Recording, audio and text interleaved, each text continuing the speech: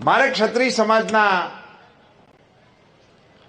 આગેવાનોને સમસ્ત રાજ્યના આ સભાના માધ્યમથી એક વિનંતી કરવી છે કે ભૂલ કરી હતી મેં કરી હતી,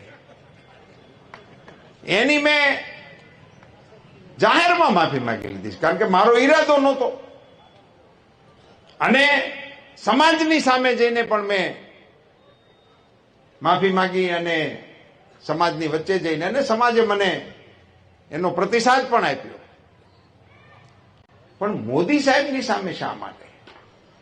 ક્ષત્રિય સમાજને મારે કહેવું છે કે તમે તમારા યોગદાનને યાદ કરો.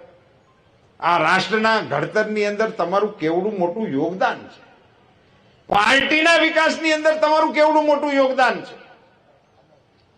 અને નરેન્દ્રભાઈ મોદી જેવા વડાપ્રધાન જ્યારે 18 કલાક માણસ ભારત સિવાયની કોઈ વાત વિચારતો ના હોય, મારા દેશ સિવાય કોઈ વિષયની સાથે જેનો નાતો ના હોય, 140 કરોડ દેશવાસીઓને જે માણસ પોતાના પરિવાર તરીકે સંબોધન કરતો હોય અને એમના આખી વિકાસ યાત્રાના સાથીઓ તરીકે કેટલા ક્ષત્રિય આગેવાનોના હું નામ લઈ શકું.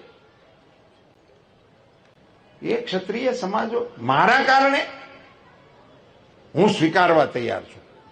ચલો, આપને એમ લાગતું હોય કે મારી ભૂલ છે, મેં તો સ્વીકારી છે, પણ મોદી સાહેબની સામે ક્ષત્રિય સમાજને ઉભો કરી દેવો એ મને એવું લાગે છે કે યોગ્ય મને નથી લાગતું. નરેન્દ્રભાઈ મોદી આજે વિશ્વના નેતા છે, આપણા દેશના નેતા છે.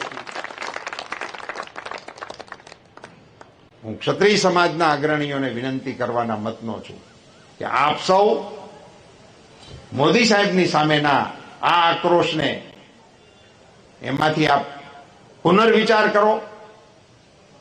આપ સૌ અગ્રણીઓને પણ મારી આગ્રહભરી વિનંતી છે કે સમાજના આગેવાનોની સાથે સમજણનો નવો સેતુબંધ બાંધવા માટેનો આપણે પ્રયાસ કરીએ. મિત્રો, ચૂંટણી માટે હું નથી કહેતો, હાર જીત માટેના વિષય માટેની આ વાત નથી.